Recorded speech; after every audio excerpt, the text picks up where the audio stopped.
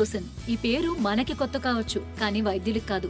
అప్పుడే పుట్టిన పిల్లవాడి మీద తల్లికి ప్రేమ కలగడం దగ్గర నుంచి టీనేజీ కుర్రకారు ప్రేమలో పడటం వరకు కథంతా నడిపించేది ఈ హార్మోనే. ఒక్క మాటలో చెప్పాలంటే ఇది లవ్ హార్మోన్. కానీ సంసారాన్ని చక్కదిద్దడంలో ఈ హార్మోన్ ఏ మేరకు పనిచేస్తుందో చూడాలనుకున్నారు పరిశోధకులు. ఫలితం ఇది. అమెరికా, నార్వేలకి చెందిన పరిశోధకులు కాపురంలో ఆక్సిటోసిన్ పాత్ర గురించి గమనించాలనుకున్నారు. ఇందుకోసం వారు అమెరికా, నార్వేలకు చెందిన దాదాపు 300 మందిని పిలిపించారు.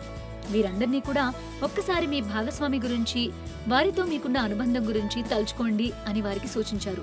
అలా తలుచుకునే సమయంలో వారిలో ఆక్సిటోసిన్ స్థాయి పెరగడాన్ని గమనించారు. దాంతో ఆక్సిటోసిన్ కు భార్యాభర్తల అనుబంధానికి మధ్య సంబంధం ఉందని తేలిపోయింది.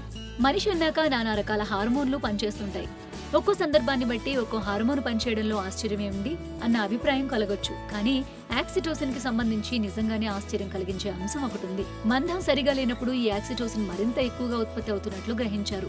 అంటే భార్యాభర్తల్లో ఎవరో ఒకరు సంసారం పట్ల చిరాగ్గా ఉంటే ఆ చిరాకుని సరిదిద్ది కాపురాన్ని చక్కబెట్టుకునేలా అవతలి వ్యక్తిలో ఆక్సిటోసిన్ ఉత్పత్తి ఎక్కువగా జరుగుతోందట.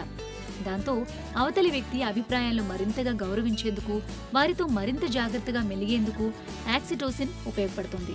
భార్యాభర్తల్లో ఒకరికి ఆక్సిటోసిన్ తక్కువగా ఉత్పత్తి అవుతూ ఉంటే అవతలి వ్యక్తిలో ఆ కాపురాన్ని చక్కదిద్దుకునేందుకు ఆక్సిటోసిన్ ఉత్పత్తి ఎక్కువ కావటం ఆశ్చర్యమే.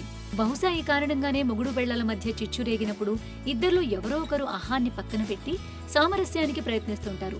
అయితే ఇలా జరగడానికి కూడా ఓ పరిమితి ఉండొచ్చు అంటున్నారు పరిశోధకులు. ఒక పరిమితి దాటిన తర్వాత ఆక్సిటోసిన్ పెరుగుదల ఆగిపోయే అవకాశం ఉందట. అంటే పట్టు విడుపుల హద్దులు దాటి తెగే వరకు లాగితే ఏ హార్మోను పనిచేయదన్నమాట. ఆక్సిటోసిన్ ప్రభావం గురించి తెలిసింది కాబట్టి మున్ముందు దీన్ని చికిత్సలా కూడా అందించే అవకాశం లేకపోలేదు.